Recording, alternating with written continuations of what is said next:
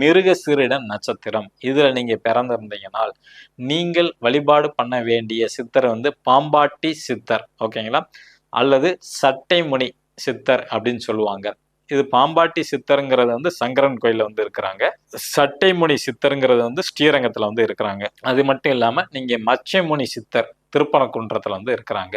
மிருகசீர நட்சத்திரத்துல பிறந்தவங்க இந்த 3 சித்தர்கள் ஏதாவது ஒரு சித்தரை வந்து நீங்க வந்து இறுக்கி பிடிச்சிக்கலாம். பாம்பாட்டி சித்தர், சட்டைமணி சித்தர் அல்லது வந்து மச்சைமணி சித்தர், 3ல யாரை வேணாலும் நீங்க வந்து வச்சுக்கலாம், தேர்ந்தெடுத்து வச்சுக்கலாம், ஓகேங்களா.